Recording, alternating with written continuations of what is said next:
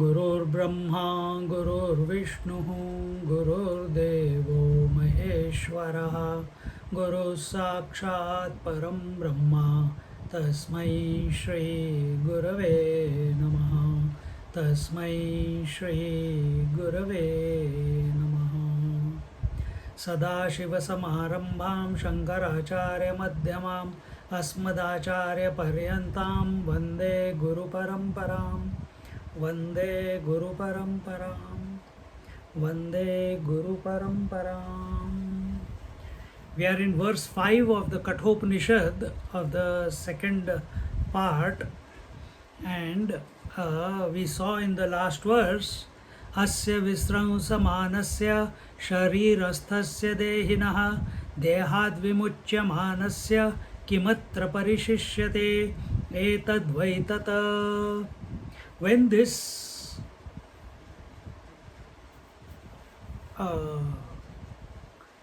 body, which is coming together of the various parts, when it becomes unable to function, when it is no longer able to support life, if we say that, or I shouldn't even say support, that is a wrong word.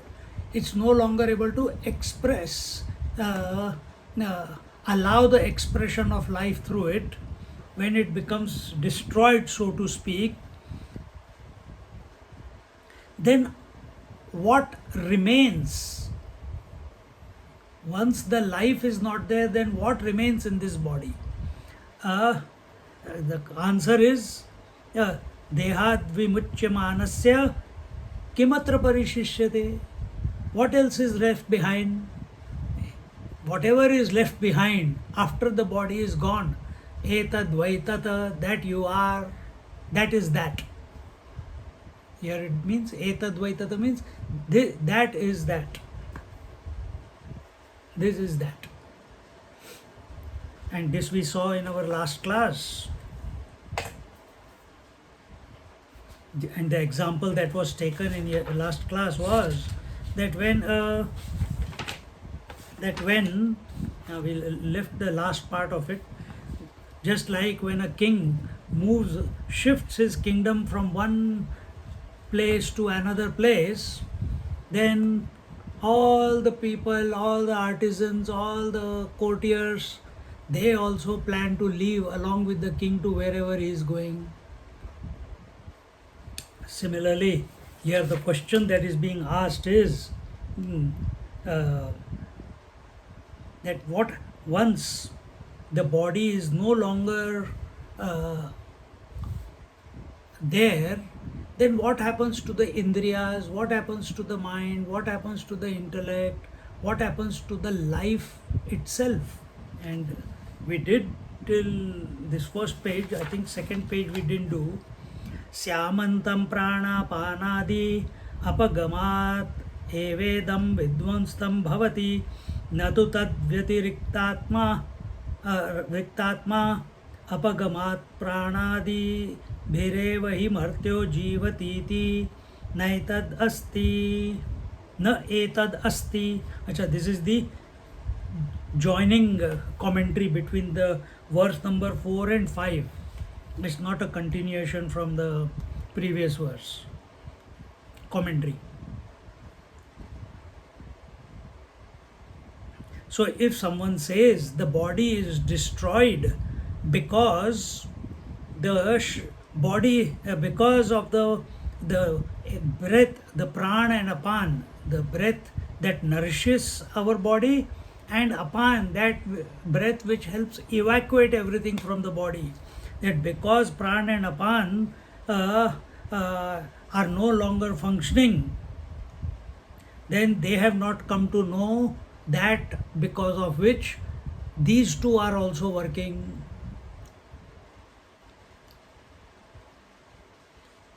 Because people think that because of prana and apan, because of the air, when the air comes 12 fingers away from the nose, from there it gets converted into life force.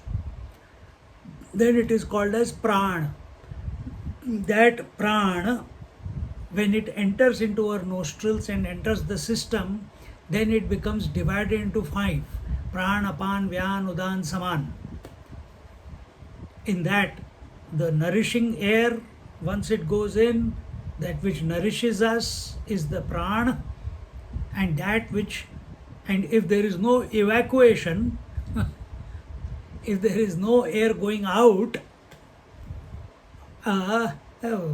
you can't just keep taking the air in. Imagine what will happen if you are only breathing and not breathing out. So,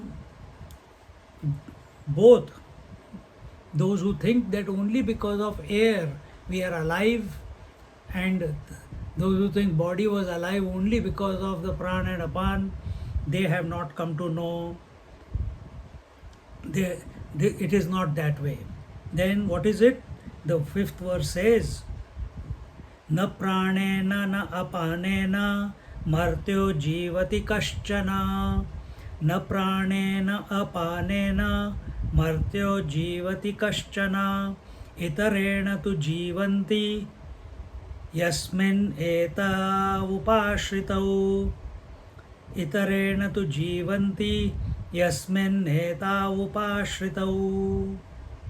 Together, na pranena panena martyo jivati kaschana. Itarena tu jivanti yasmin eta upashritau. So here it is told, na pranena na apanena martyo jivati kaschana. No living being is alive because of the breath, because of the in-breath or the out-breath. So this idea that we are alive because of the breath alone, throw it out of your mind.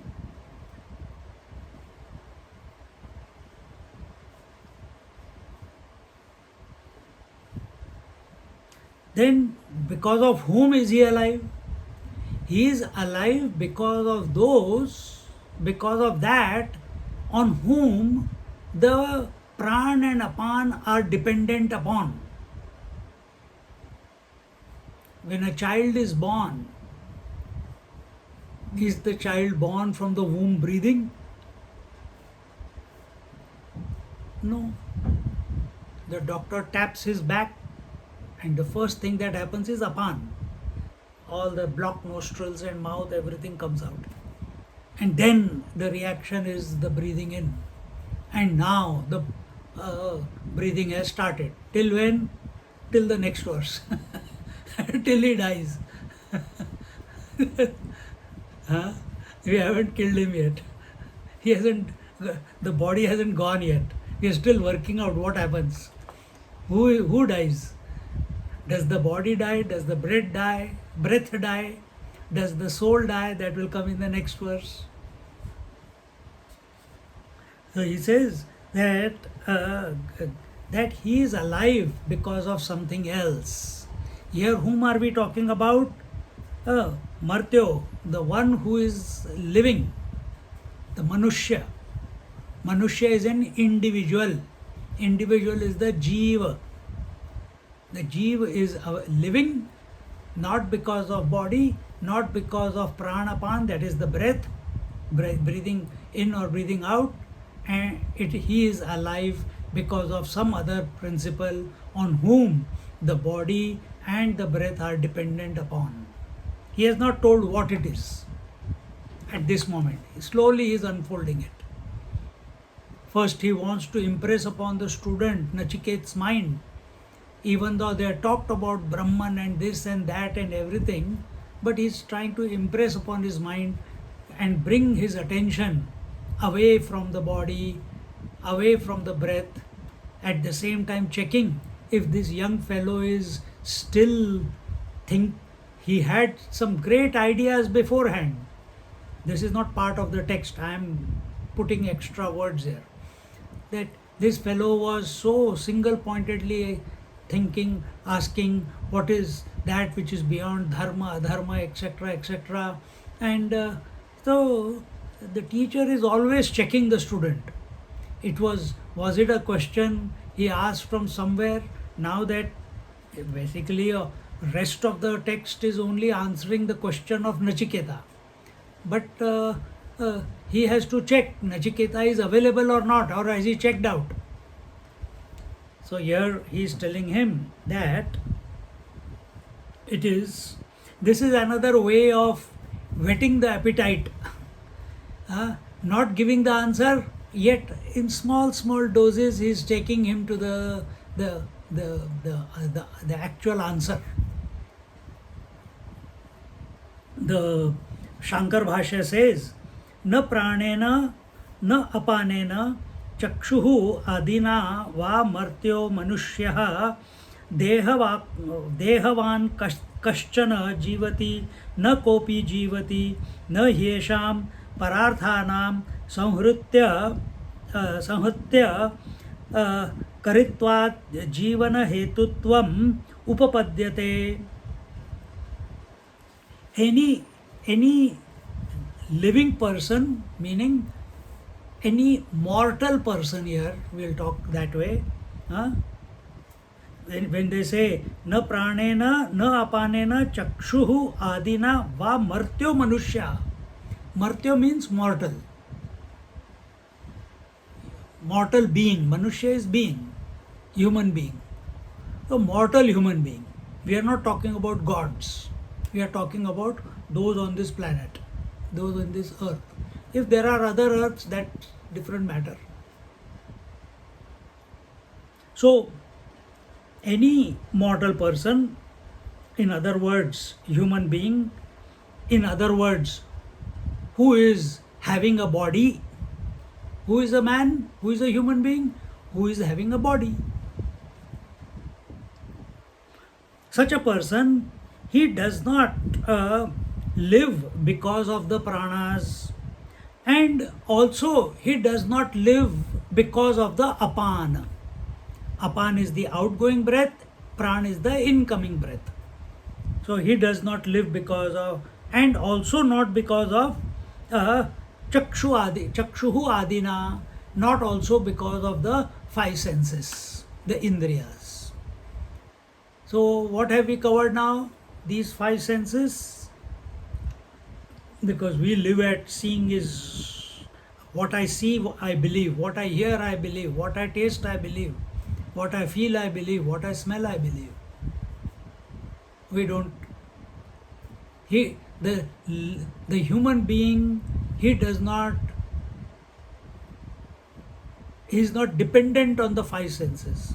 Five senses can come and go, some are absent, some children are born without, some people lose it along the way. Still continue. There is he is also not dependent on pran and apan, because in the yogis there is called the bandha, where the name I can't remember, where the pran and apan, where did we read it?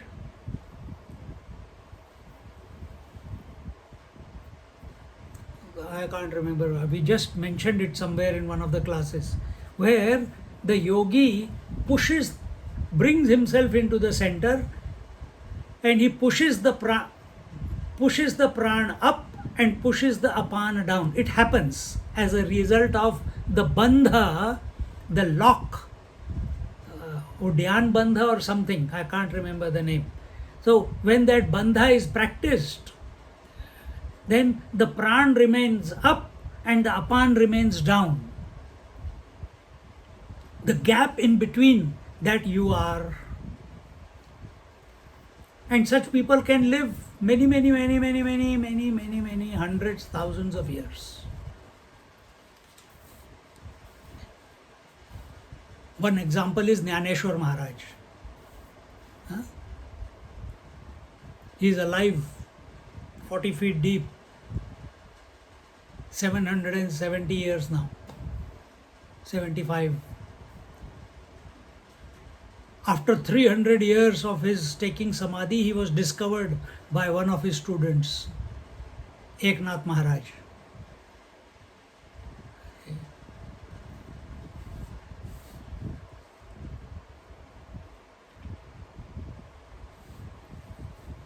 Probably all the polar bear, they all, how do they survive the winter? Maybe they must be doing the Udyan Bandh. But here we are talking about humans, not animals. Huh? So, uh,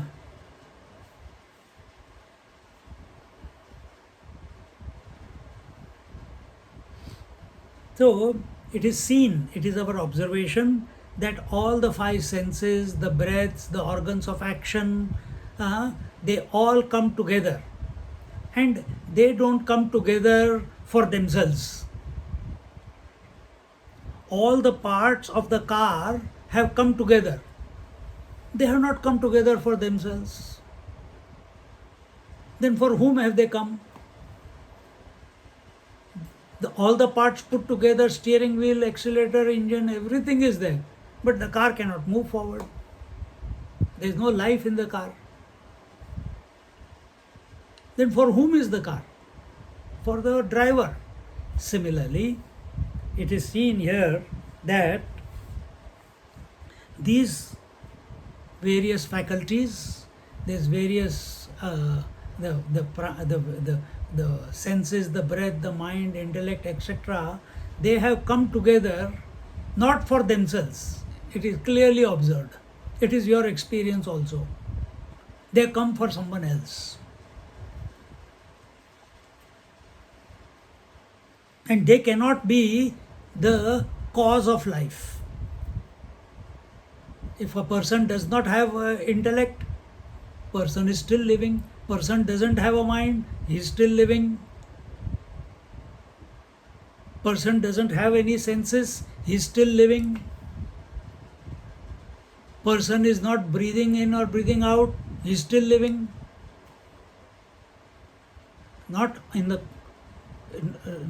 It is not common, but there are people, as we just give you one example.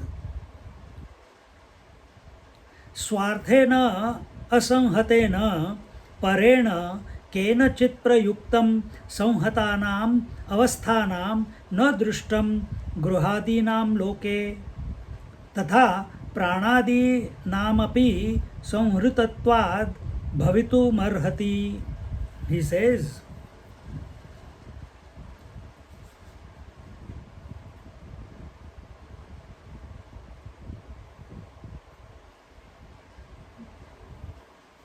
so it is observed that in all the lokas, in all the planes of experiences, now you can take the planes of experience as waking, dream, deep sleep, or you can take the planes of experience as the seven lokas, bhurbhuvasva, tapa, janama, satyam. So any plane of experience, it is observed. What is observed? That because that all these faculties, they are being controlled, they are being ordered around by some intelligent principle which is not a part or that which is independent of these senses, the breath, the mind, the intellect, etc. It is independent and it is conscious. And if that principle is not there, in the absence of that principle, these various faculties, they stop functioning. Only when that is present, then we say the human being is alive. When that person is when that principle is not expressing through the faculties, through this body, deha, then we say the person is dead. This is our normal way of speaking, isn't it?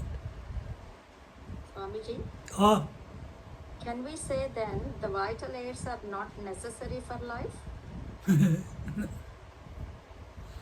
but in this, remember, to which student this message is being given and who is giving.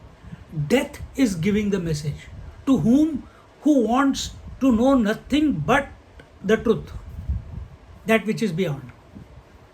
If you are asking that question keeping in view your profession and your body and the world, then it is not going to make any meaning, because it is not a question which any person just like that asks.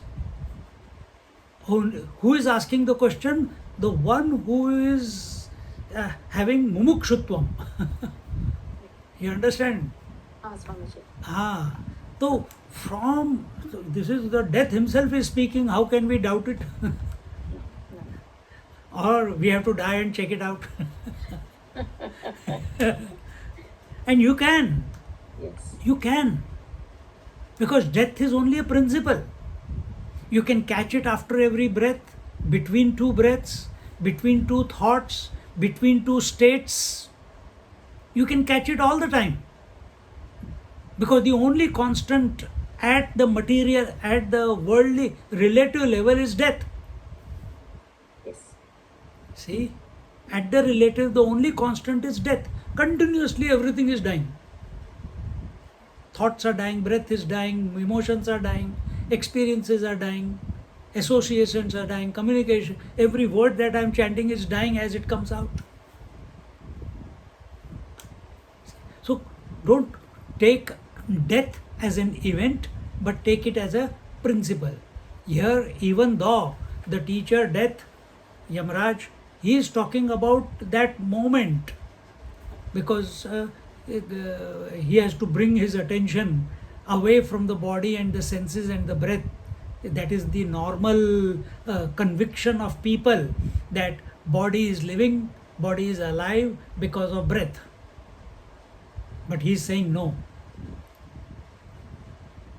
The gross subtle causal body, or the body, the various senses, the organs of action, the breath, the mind, the intellect, they are alive, they are functional, they are vibrant because of some principle which is other than any one of these. So many times we say that out of the mind came the five senses, isn't it? So all that is okay. That is another way to approach. But here we are talking about as a total unit. This body is a total unit. And this body is made up of various parts: physical, subtle, causal, and vital, and they are all functioning because of a principle, some intelligent principle, in whose presence they become activated. Yes, Swamiji, thank you. Yeah.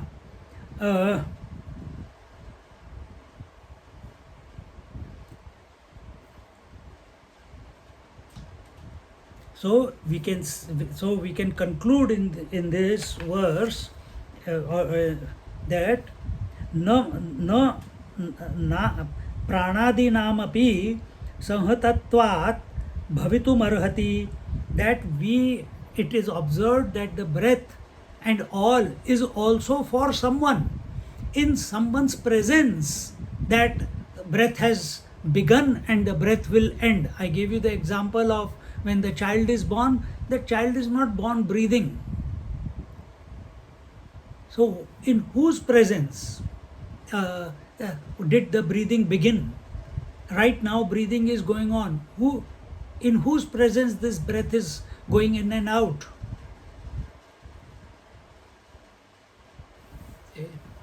Catch this. If you can catch the breath at the last moment, that is also okay.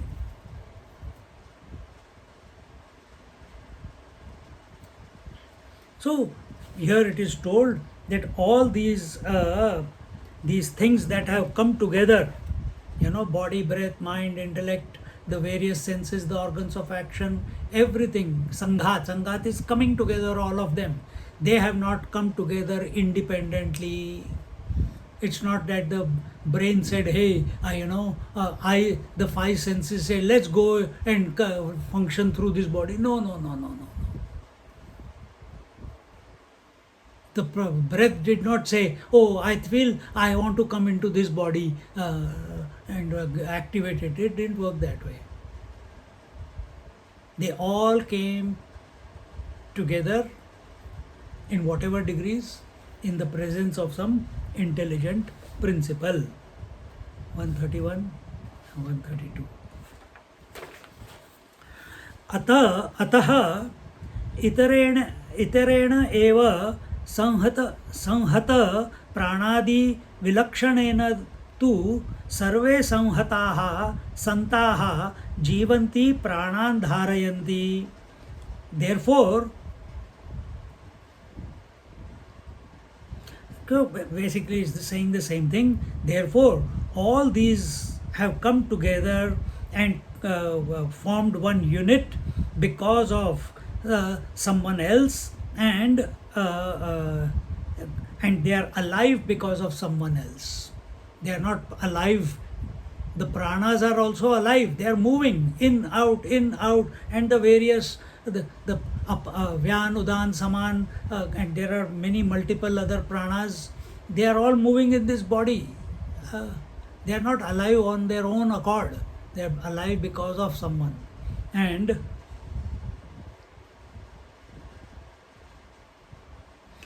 what is that? Here it says, Yasmin Sahata Vilakshana Atmani Sati Parasmin na etau pranapanau chakshuradibihi sanhuta upashritau yasya sanhatasyarthe pranapanadihi स्वव्यापारं कुर्वन् वर्तते संहतः सन् सह ततः अन्यः सिद्ध इत्यभिप्रायः.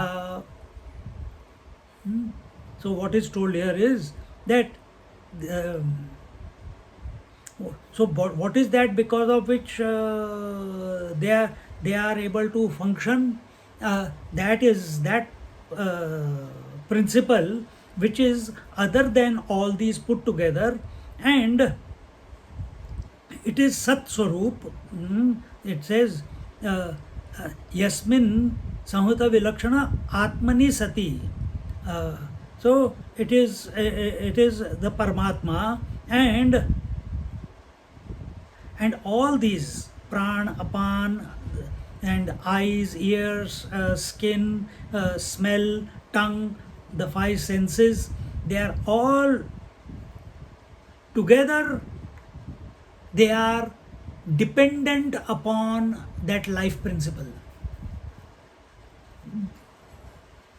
To come to this conclusion that everything is dependent on the in-breath and the out-breath, throw it out of your system. Then on whom are they dependent? On the life principle, on the Atma.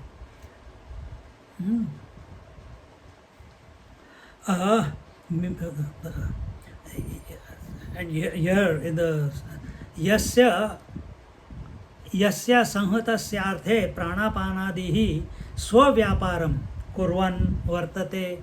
So here it says what it means is that which is independent principle, that which is Atma, that which is independent,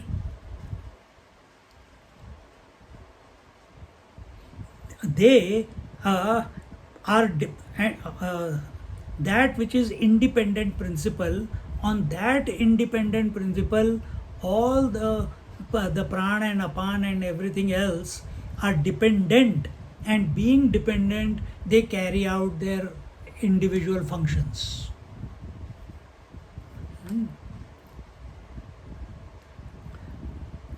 Swavyaparam, individual functions. kurvan, they continue doing, performing, vartate, and then and it is proved by various Upanishads and the scriptures and our own direct experience, as we saw in Dakshinamurti also, that this Atma is independent of all these faculties. Now the next topic that comes is, at the time of death, what happens? So here first it was established. What was established? How did this chapter begin? It was told that this body is a city of 9 gates, and this city of 9 gates, through this the Atma enters and all that. Then it was told that this city of 9 gates is not alive because of prana and apan. This city of 9 gates with all its faculties is alive because of some independent principle. I'm just brushing through all the 5 verses. Because of some independent principle. And now they are going to, and that independent principle, by nature it is independent. And what are all these different faculties? They are dependent and they perform their own duty or work, whatever they have to do. Now the question is, at the time of death, now the next verse, at the time of death, what happens?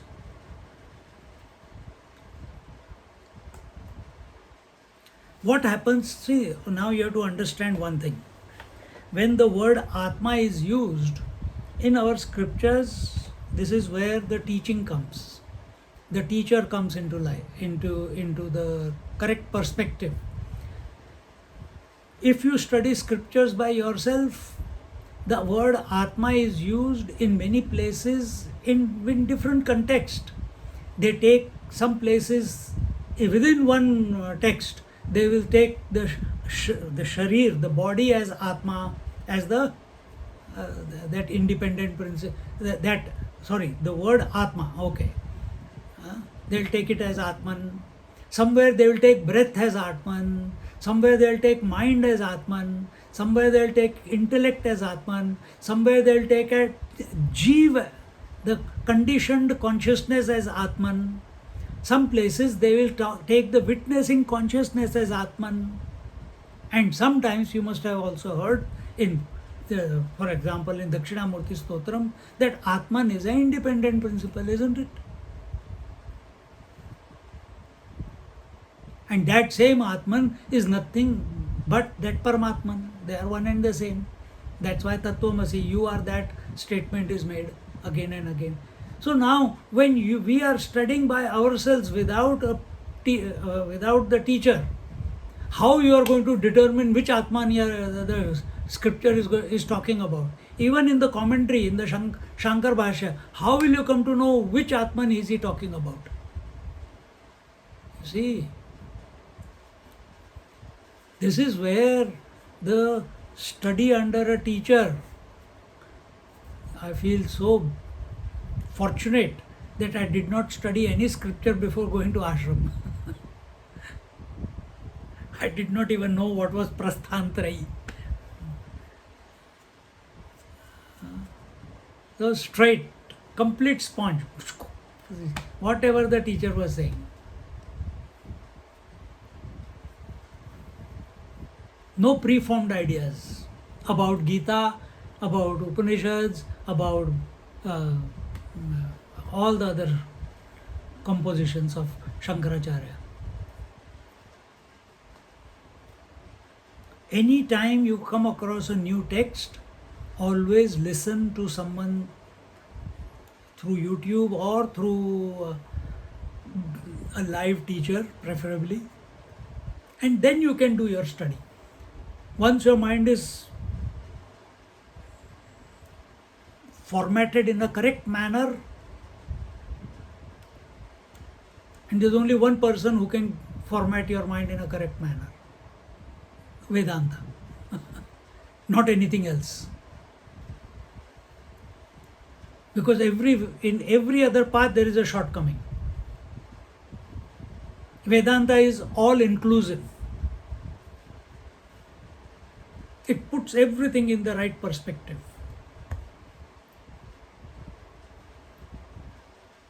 And shows you that you are none of these perspectives.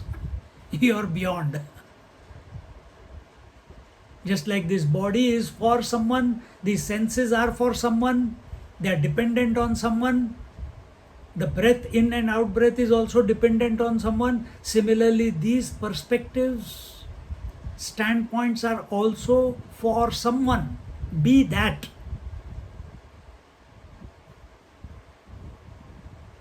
So here we are going to take it in two ways. When he is explaining, I don't know if I'm... let's see if I have to... what he says. So two standpoints. If I'm not addressing those two standpoints, remind me. Sometimes I get carried away. So, hantata idam pravakshami, guhyam brahma sanatanam, yatha cha maranam prapya, atma bhavati gautama. Together. Hantata idam pravakshami, guhyam brahma sanatanam, yatha cha maranam prapya, atma bhavati gautama. O Gautama, he is fondly, he is so young boy, absolutely clear what he wants from the Lord of Death, and very endearingly he is calling him Gautama. Hey Gautama, Gautama.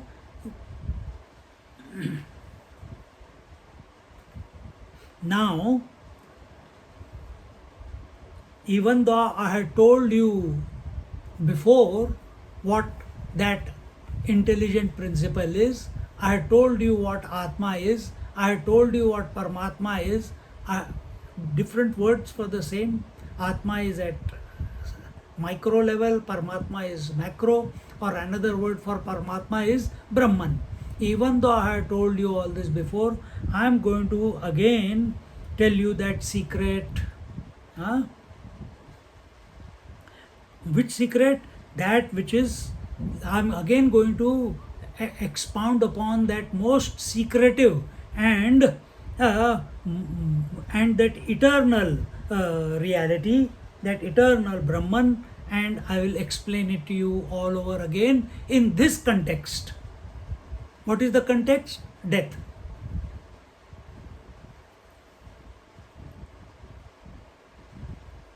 And if a person, here it says, yatha cha maranam, hantata idam pravakshami guhyam brahma sanatanam, yatha cha maranam prapya,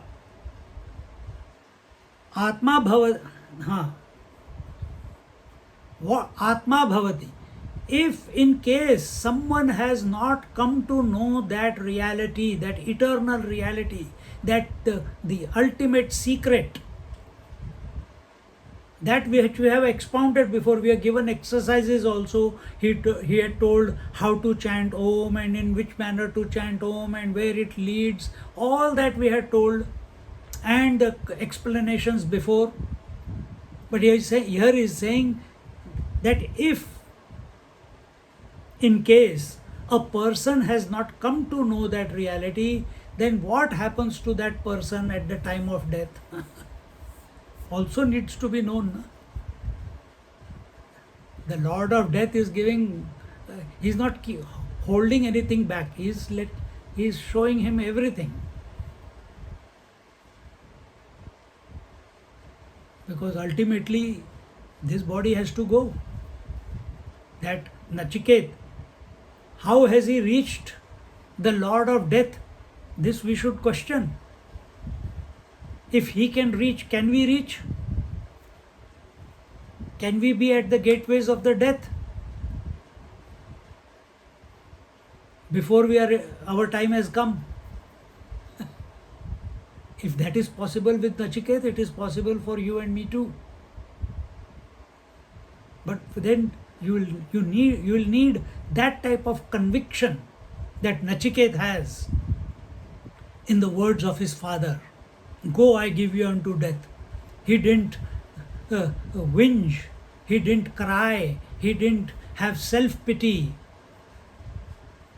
He had a positive spiel on it.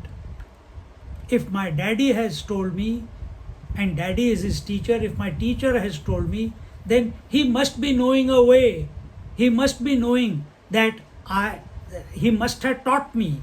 He must have communicated to me. That means he knows that I have the capacity to go to the death. Now we are also saying the same thing. ठीक है Swamiji, please go forward. We want to enjoy the story, enjoy the knowledge. It must inculcate that by the time this Upanishad is concluded, we must be concluded. So one is, before we talked about two Atmas, na? So one Atma is the independent principle, correct? That which is untouched, that which is Nitya Shuddha Buddha Mukta, that which is uninvolved, just like in the presence of the sun, the moon and the day and night are coming and going. Sun is undisturbed, unaffected, uninfluenced.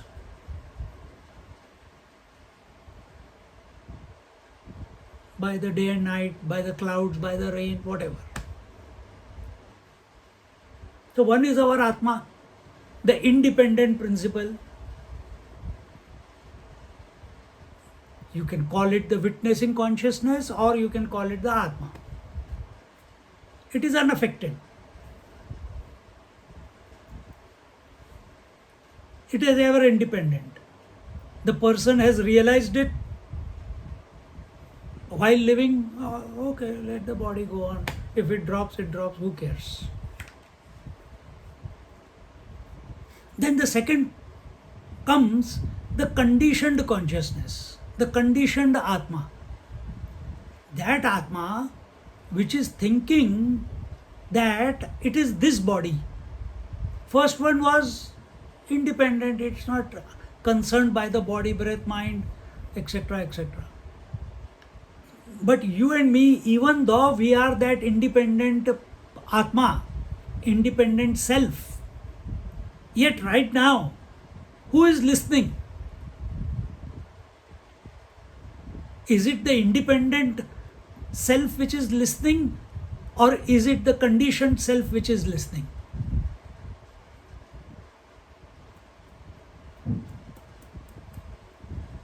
Just like right now, who's listening? Is it the woman listening? Is it the man listening? Or is it the student listening? Man is independent of listening or no listening. Student is dependent on listening. Or with reference to teacher. So which Atma? First we talked about Atma as the independent one. But what about the Jivatma, the conditioned Atma? And that Jivatma is that consciousness which is identified with body, breath, mind, intellect, five senses, in breath, out breath, past, future. What happens to that one? Even though it does not exist, there can be no marriage between consciousness and matter. Yet we are here, a conglomeration of consciousness and matter, spirit and matter, as if co-joined together, as if permeating together. as one unit, it is seen.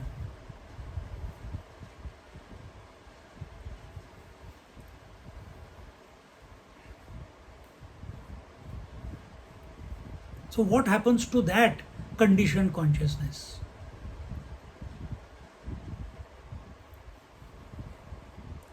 Now I will tell you that idam pravakshami. Pravakshami, now I will tell you that. Hante danim punarapi te tubhyam idam guhyam gopya brahma sanatanam chirantanam pravakshami yad vijnanat sarva sansarah uparamaha bhavati. अविज्ञाच्च यस्य मरणं प्राप्य यथात्मा भवति यथा संसरति तथा शृणु हे Gautam. So here he says that, hey, now again I am going to tell you that secretive, that most secretive, most eternal, that which is beyond contemplation, that truth, about it I am going to tell you. Pravakshami. And by knowing it, what will happen? By knowing it, you withdraw from the total samsara. When you are listening to it also, even if you have not come to know it, merely by shravana also about that truth.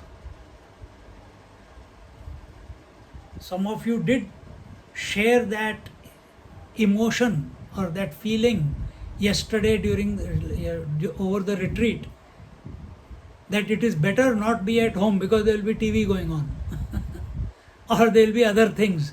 It's so peaceful here. We can keep listening like this. We felt the same way with Swamiji.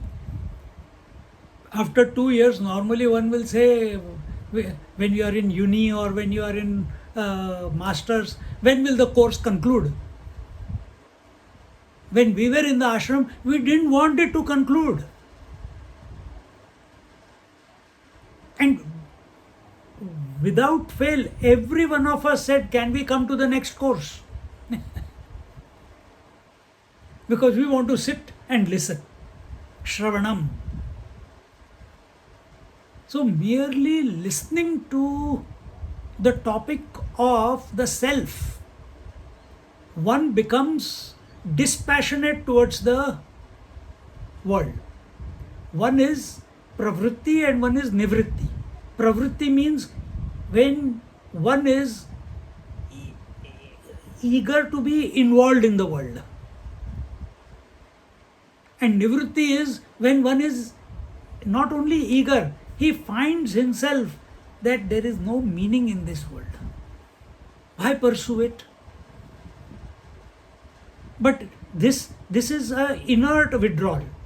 Here we are talking about withdrawal, and this withdrawal is from the world is happening. Why? Because we are listening to the glory of the truth. You understand? So 2 days of the retreat, we are listening to the glory of Dakshinamurti, the conscious silence that is throbbing within us. That is everything. Then there was no, the food also, we were not very hungry, didn't want to know what is going on, everyone's phones were off. See? So when withdrawal from the world, withdrawal from the samsara, withdrawal from the changing, when the withdrawal from the relative is taking place, unknowingly, you will come to know, but it is happening. You find, arey, I'm so engrossed in listening to the truth. Suddenly you realize, I was not interested in the world at all. I was not interested in hunger also. I was not interested whether I slept or not slept. Like when we were having the satsang, I told you 1 hour 50 minutes had passed. I didn't realize it, you didn't realize it. Because both of us were enjoying listening to the topic. By yourself, 2 hours, 1 hour 50 minutes of sitting by yourself is almost an impossibility. You're thinking about something, some disturbance comes. Even if you're sitting quietly, some car horn is going on, this is going on. How many of you heard the traffic going on when we are doing the retreat? We could hear, but in somewhere in the periphery.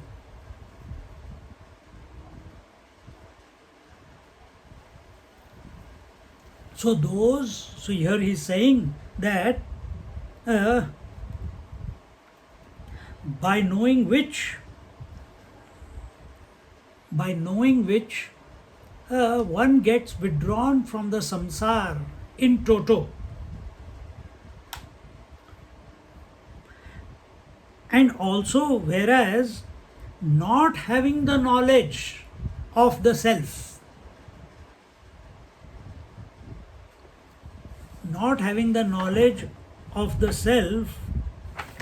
what is that?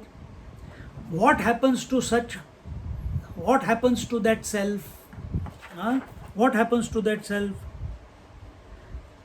In other words, does that self go through birth and death? Will it go through again? Will it be born again? Will it die again? The one who knows the self, he is liberated. He is withdrawn from the world. He is withdrawn from the changing. And his body is also part of that changing. This body is also part of that relative. So he is withdrawn. He is established in the self. So for him there is no rebirth. But what about the person who does not know the truth?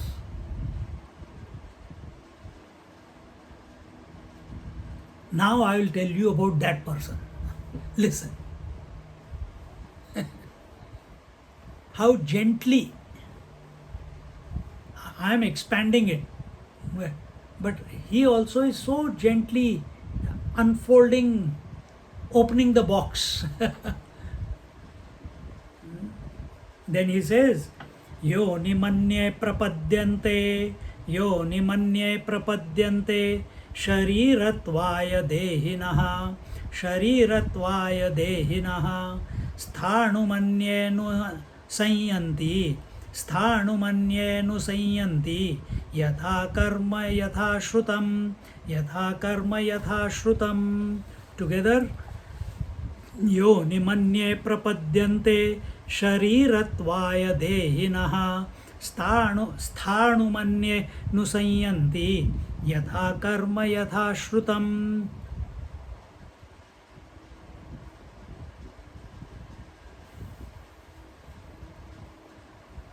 So this person, this consciousness, which has taken itself to be the body,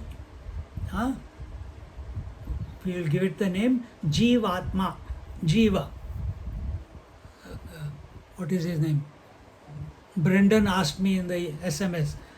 I don't understand Jiva. Jiva is the person, consciousness identified with body is Jiva. So this Jiva, here it says, depending upon yatha karma yatha shrutam. Depending upon what karma, what actions he has done in his life. Because when you are identified with the body, then hunger will come, you eat junk food or you eat healthy food. You eat meat or you eat vegetarian. That will depend, that is your karma. And your karma is dependent upon your knowledge. So what is your knowledge? Is your knowledge that without breath I cannot live? We'll tell you what happens. If your knowledge is, I am a man, If your knowledge is, I cannot live without my wife or my husband, and that is the overriding feeling in spite of everything else in your life.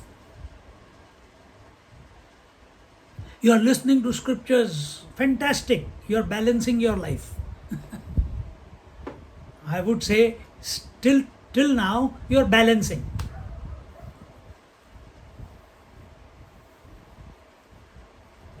When the urgency comes, it's different.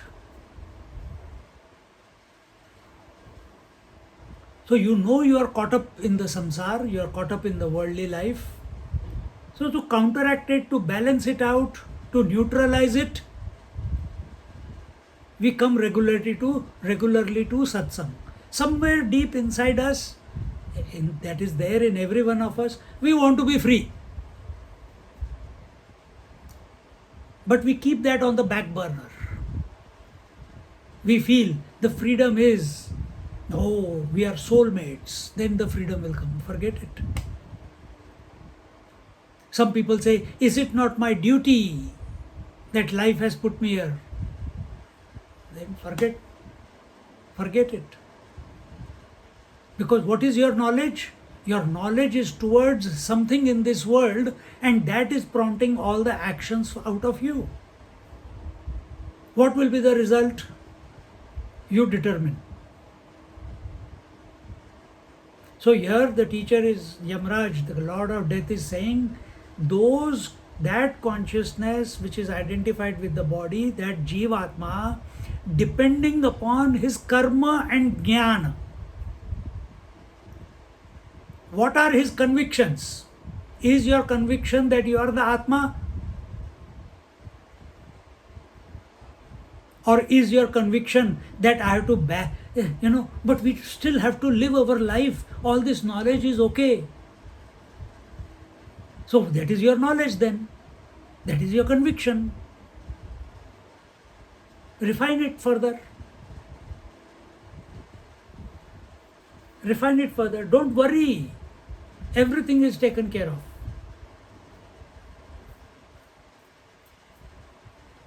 But we are not 100% in anything. As a husband, as a wife, as a brother, as a sister, as a friend, as a seeker, as a worldly person, as a friend, as a hungry person, as a involved person, as a withdrawn person, we are never 100%.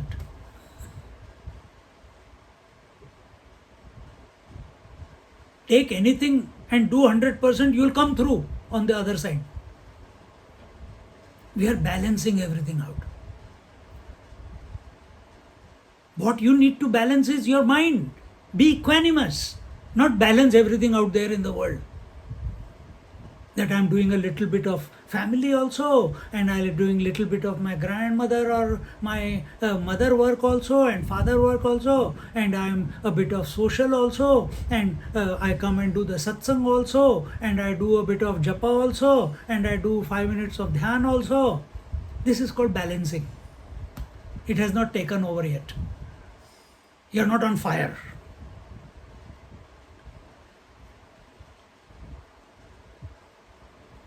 I'm saying all this because I have gone through this. You have to assess yourself. So if it helps you, it helps you. I'm not judging you all. I'm telling what I have gone through. And still go through.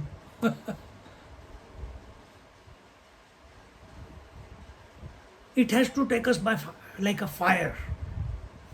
Nothing else is there. It grabs our imagination. We have no time for anything else.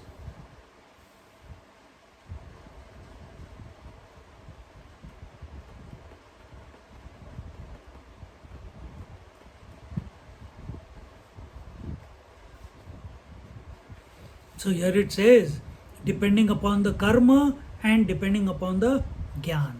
See, sometimes what happens to us is, we know, after having come to a satsang, we know what is correct, isn't it? You all know what is the goal to be achieved. You know you are the self.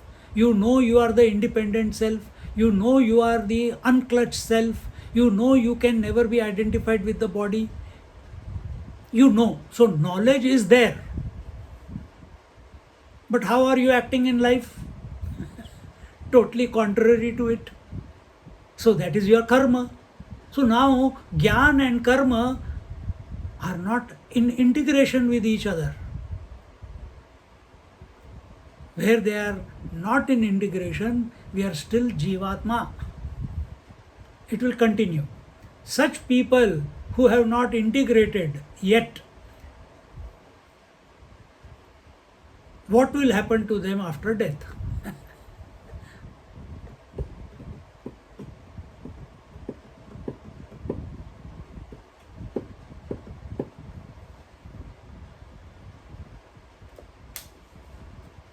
So such people, depending upon the knowledge and depending upon the actions that they have performed, the, the, based upon these two, what do you call, factors, the next life or the next yoni, here what did it say? Yoni manye prapadyante. Yoni means the next womb is determined for such a person based upon his actions and based upon his knowledge.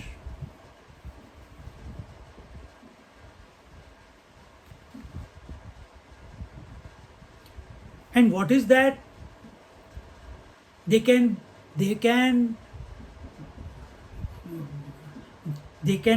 get into the womb of any animal, any bird, snakes, donkey, platypus, emu, tiger snake, any animal, any human being also. Meaning, human being means they can come into the womb of a human being also. Or they can, depending upon their karma and knowledge, depending upon their action and knowledge, they can be born as inert objects also. They can be born as trees, shrubs. So a person who has wasted his life only sleeping,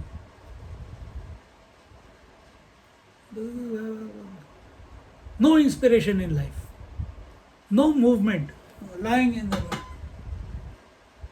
What is the time? 12 o'clock. Oh, the sun is already up.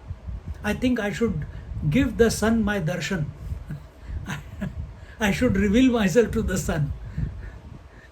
Such people will be born in the tamasic yoni, inert matter. A person who is at the time of death,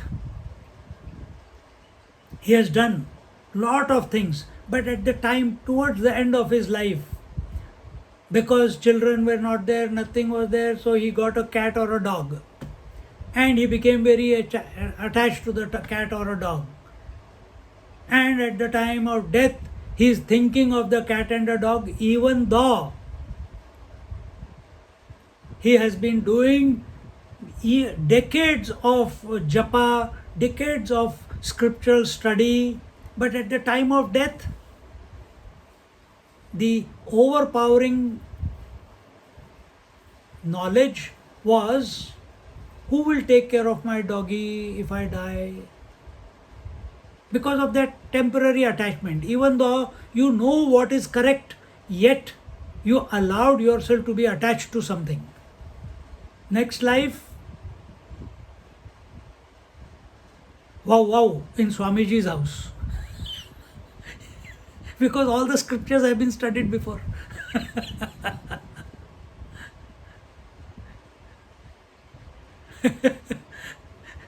From every week listen to the Vedic chanting, every week listen to, like our cat, she comes and sits on the chair to listen to Vedic chanting and satsang. She will not give it a miss. Must be one of this. See? So this is what is told here.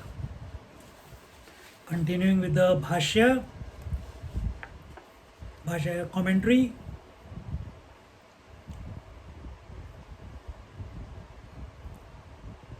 योनिद्वारं बीज समन्विताः सन्तः अन्ये केचिद् अविद्यावन्तः मूढाः प्रपद्यन्ते शरीरत्वाय शरीरग्रहणार्थं देहिनो देहवन्तः योनिं प्रविशन्ति इति अर्थः.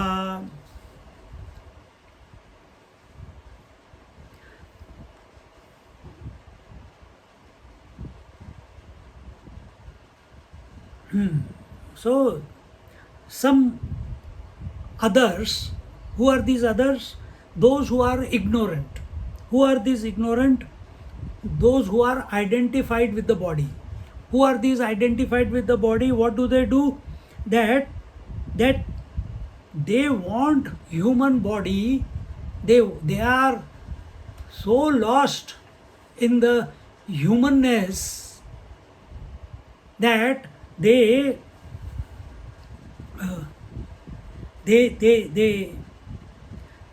continuously, this is seen, that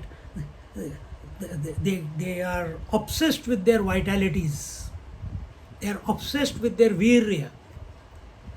The men are obsessed with their virya, the ladies are obsessed with their raja. So those people who are obsessed with the vitalities, such a people, they eventually get born through a womb. So where there is attraction to the opposite sex, where there is attraction to the vitalities, male or female, such people will be born. Here it says, मूढ़ाः प्रपद्यन्ते शरीरत्वाय शरीरग्रहणार्थं देहिनो देहवन्तः योनिं प्रविशन्ति इति अर्थः. They will enter a yoni. Yoni means the womb. गर्भ is a womb. योनि को English में क्या बोलेंगे?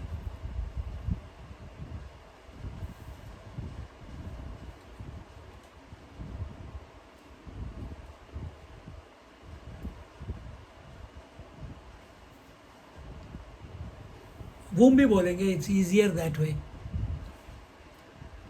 हाँ, तो that they enter into some womb and eventually take birth from the womb. Then continuing, where are we? हाँ, स्थाणुं वृक्षादि स्थावर भावम् अन्येत्यन्ताधमा मरणं प्राप्यानुसंयन्त्यनुगच्छन्ति. And some others, those who are totally, they are not even attached to their vitalities, they are totally tamasic, adhamadhama, the lowest of the lowest person. Such people, such beings, when they come to die, and what are they attached to? Who are born like trees and unmoving.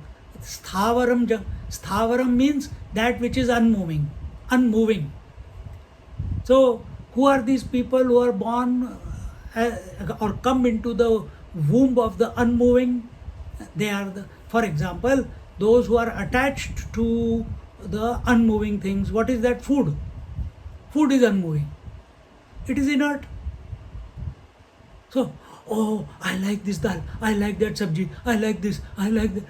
चल भाई, अगले बार पालक बन के आ जा, कोई ना कोई चबा लेगा. See, someone will chew, you will come as a spinach, you will come as a carrot, if you are so attached to eating, so over concerned what you should eat and what you should not eat. it is necessary to keep the health, no doubt, but not be obsessed about it. Or those people who are so attached to their houses, they're so attached to the money, they're so attached to their cars, they're so attached to their clothes, shoes. What are all these? They are all inert objects. House is what? Nothing but bricks and mortar. They are attached to brick and mortar, not to consciousness. They are attached to brick and mortar. What is going to happen to such people who are obsessive about all this? They may be coming to satsang, they may be doing japa, they may be doing meditation, but you can see these people. The moment topic is over, either they are talking about food, they are talking about money, they are networking to see some business, etc., etc., etc.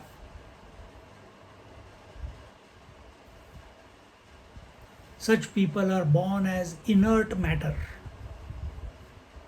meaning they will be born as rock and cement.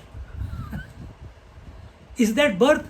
Yeah, it is also another expression of the creation, lifeless creation. Because what was your knowledge? This lifeless is important for life. And what are you studying? Atma is important. I need to know the Atma. And where have you invested? On one hand you are studying, you are the Atma, etc. But here we are not talking about those people who have come to hear about Atma. We are talking about those people, adhama, who are gone cases, totally ignorant, only lost in the objects of the world. Then they will be born as objects.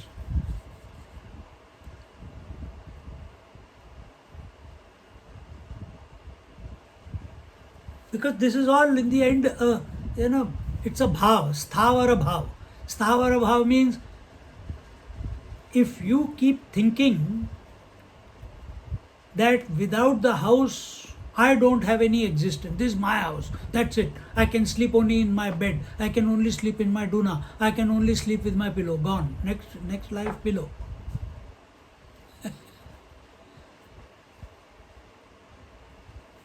I have a question, Swamiji. Is that okay? So, obviously we've all come here as a human life. So, what is the obsession that we had that we got the human life? You find out that's for you to discover where you went wrong. There are no coincidences. After so many years of your life, well, you're still young, but still, whatever you are in your 20s or 30s, now that you are exposed to this knowledge, you must have done something that again this knowledge is coming back to you. And looking at you in the class over the weekend, I could see that you were very interested, you were not bored with the topic. No, It was not at clicking all. also. It was clicking also. But you haven't got, from childhood till now, till few years ago, you have never come across this knowledge. But when it has come to you, you are like fish to water. Where has this faculty come from? It is not developed in this lifetime. So it must be from past life. You understand? Yeah. So we must have done something. So there are two ways you can take birth. One is because of here, according to your karma and gyaan, and those who know that they are the self, or they purposely do not decide to get realized. Instead, they go to the God, and God they say, Lord, you decide what you want me to do. So He puts them again into this life to serve the humanity. You understand? But Yes. but it is for you to discover, and why we should spend time discovering what happened in past life.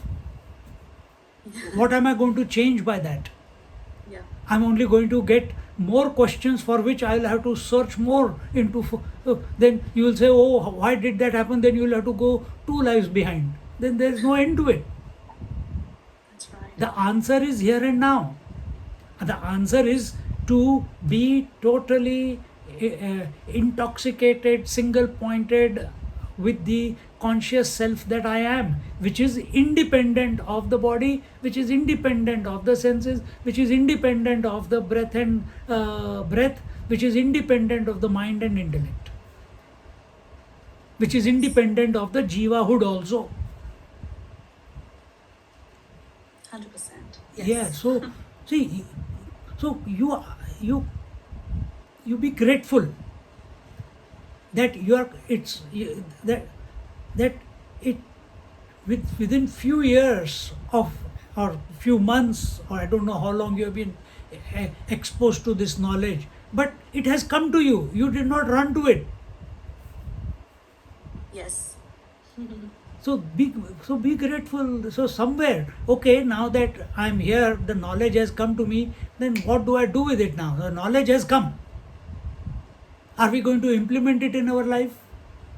Or are we going to find the easy way out?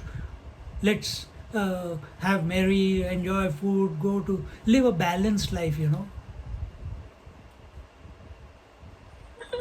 No. It's not for you have to find, you have to etch out a path for yourself in spite of Yes. where you find yourself in your life. And it has to be that when the traffic is there on the Springvale road, you can't complain about traffic. Your focus should be, how do I negotiate through this traffic to reach the destination? So whether you are with partner, whether you are with family, whether you are with hunger and thirst and disease and health, you have to negotiate your way. How do, in spite of all these that have come unasked, because there is birth there, parents are there, because there is birth, marriage was there, so children are there, because their children, grandchildren are there. Now, how do I negotiate through all this, from which I cannot escape at the moment? How do I negotiate to reach the destination? Knowing fully well, destination is not in driving, destination is somewhere. Yes. In spirituality, destination is where you are, Yeah. Here and now. here and now. So how do I be the destination, be the conscious self, and yet allow it to negotiate? Because in its presence, the matter is functioning, it's activated. But I have taken myself to be the mind, I have taken myself to the intellect, I have taken myself to be the convictions, I have taken myself to be the father, mother, daughter, sister, etc., etc. And I feel I have to, these are also responsibilities. You don't trust that if you come to focus on the self, the matter will take care of itself. Yes. Yeah. This trust is not there in us at the moment. Therefore, we want to balance everything. We get so caught up and distracted and Caught up. get So if your mind's job is to get caught up somewhere, get caught up in self. Yeah, exactly. And have Yeah. faith and trust and belief that everything else will sort itself out. It always does. Every night it does when you go to sleep. Every night it does. Between two thoughts it does get sorted out. Between two breaths it gets sorted out. But we have created a continuity where there is no continuity.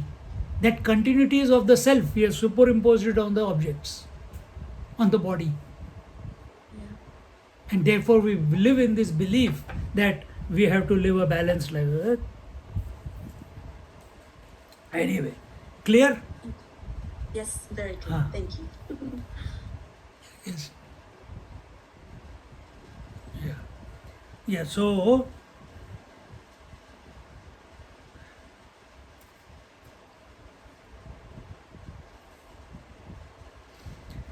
So here it says the meaning. Where are we, man?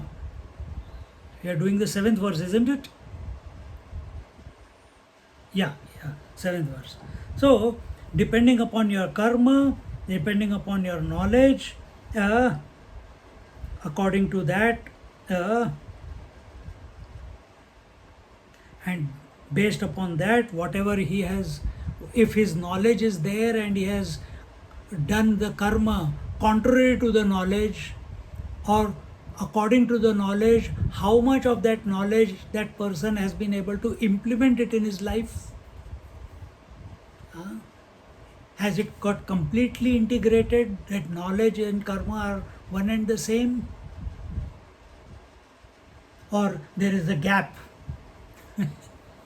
Gap means I have understood that I am the self, but I live as the husband, or I live as the teacher, or I live as the student, or I live as the wife. So knowledge is of the self, but here I have taken myself to be the lower self, which is an imaginary self, which is the husband, wife, teacher, student, etc., etc.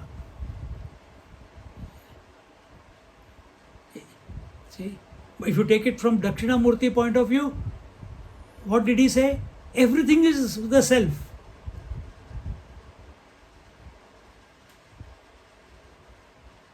But that was on the seat of meditation, when you are contemplating. It's not when you are moving around. It is when you are contemplating.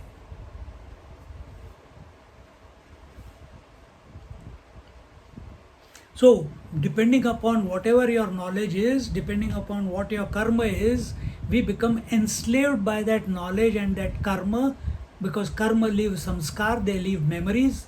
Though we become enslaved, caught up, entangled by those memories, and when this body is not able to express life, at that time the some aggregate of the total memories, of the total knowledge and the total karma that comes up in front of that some aggregate becomes the cause of the next life. Aggregate of what? Aggregate of good, aggregate of bad, aggregate of, in other words, knowledge and karma. Where you integrated enough or not. It's not enough. You have to be fully integrated to be free.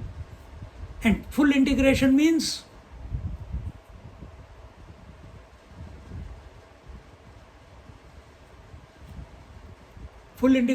what?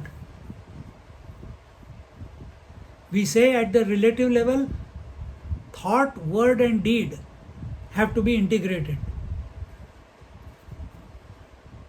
But can matter, thoughts are matter, words are matter, body is matter. How can matter become integrated? We just saw in this verse, previous verse, that matter cannot think for itself. It is an intelligent principle which comes, because of which matter gets activated. Correct? So this Jivatma, is this fellow integrated? The only way integration comes is not by thinking about thought, word and deed. Integration, synchronization, at one ment happens only when the Jivatma comes to this realization that I am of the nature of Atma. I am independent. I am free. I am all that there is. Then integration happens.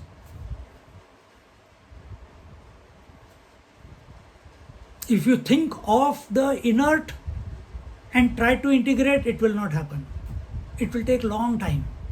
What is long time? Vaikhari madhyama pashyanti para.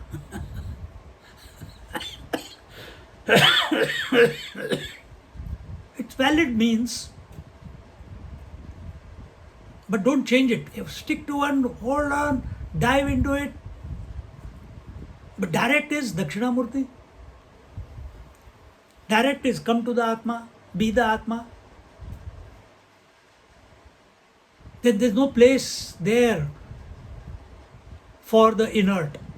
There's no place there for the mind, intellect, breath, body, senses, world. No place.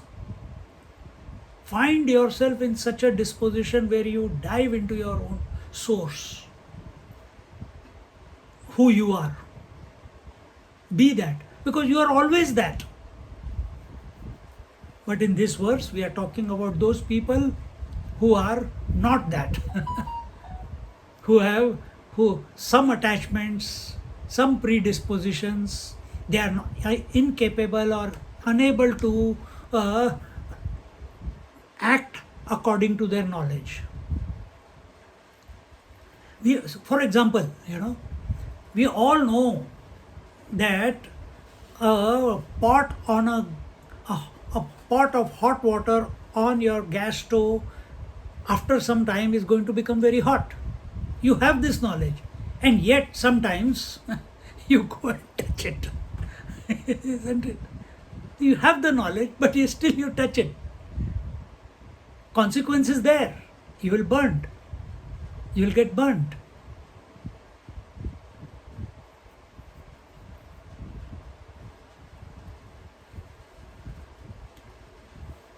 Same thing happens.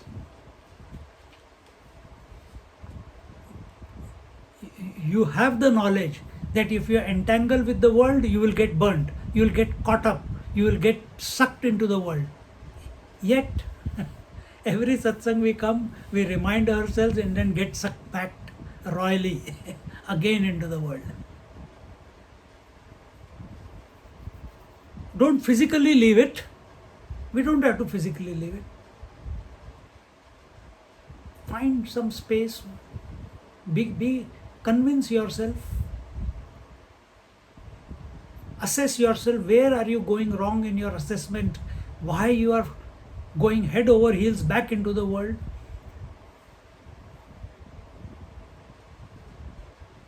When you know Atma is the worthy goal, is the only goal, is the auspicious goal, then why you are living contrary to your conviction?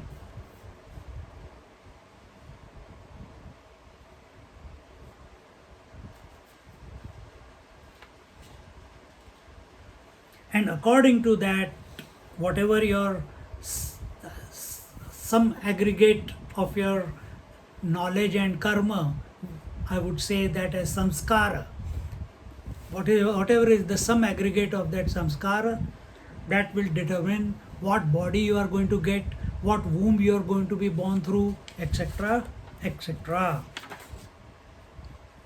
33.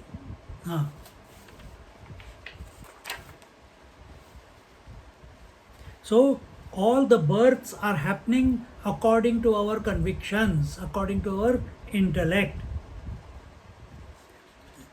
Yatha prajnam hi sambhavaha iti shruti antarat.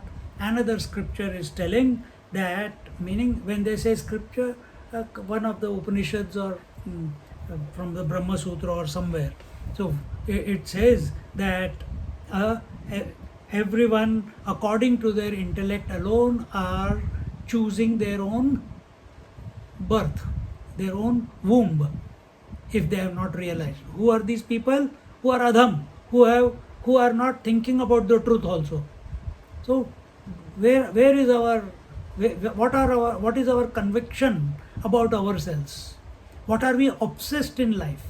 Are we obsessed with sex? Are we obsessed with opposite sex? Are we obsessed with food? Are we obsessed with inert objects? Are we obsessed with business? Are we obsessed with blah blah blah blah blah? If this was the last moment, if someone came and told us, Swamiji, tonight is the last night, I don't believe you. But while going to sleep, I will think, bloody hell, he told me it is the last night for me. Is it? What if it is? What if what he's saying is true?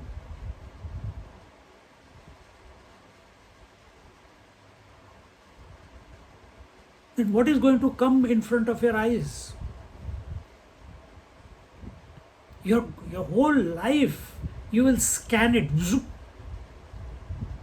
And where you have invested the maximum in studies, in contemplation, in children, in grandchildren, in opposite sex, in food, in business, that will remain as the mainstay of your mind. And that will be the type where those thoughts, those impressions can find fulfillment.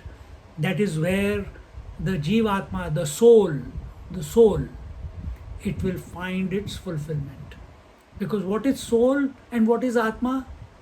Remember, Atma is independent, it is free. Soul is Jivatma. Jivatma is consciousness identified with body. This is what we told you. But at the time of death, body is not going with you. Senses are not going with you. Then what is going with you? Here it is told, based upon your karma and your conscious and your knowledge. What is that which is born out of your knowledge and karma? Samskar, memories.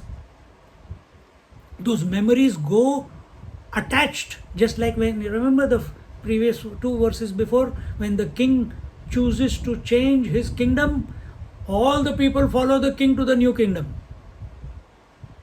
Same way here, all the samskaras, all the memories, they follow the consciousness to the next body. Why do they follow next body? Because the consciousness, which was attached consciousness, identified consciousness, it has not found fulfillment in the self.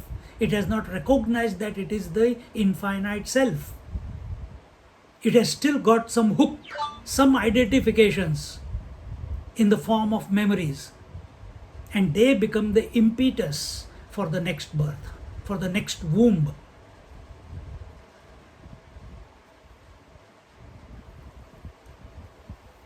So in this way,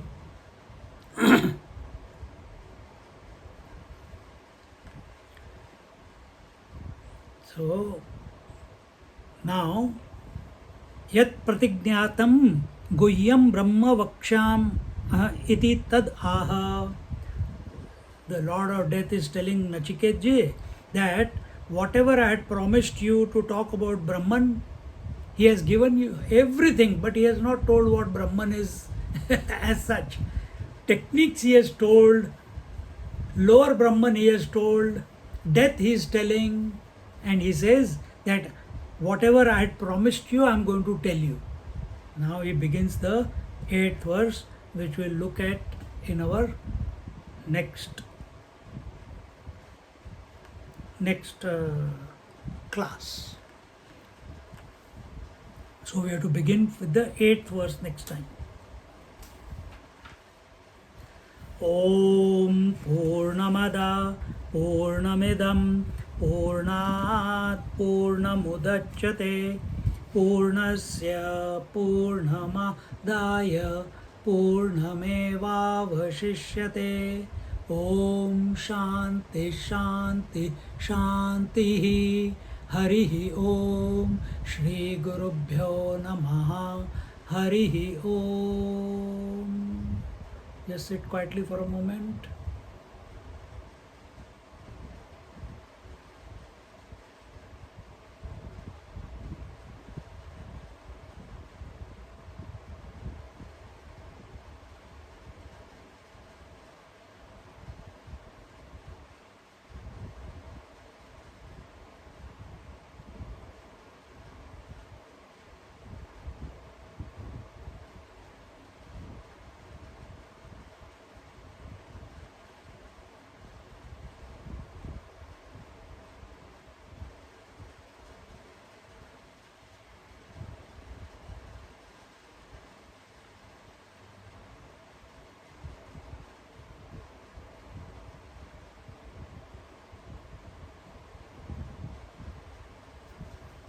Hari Om.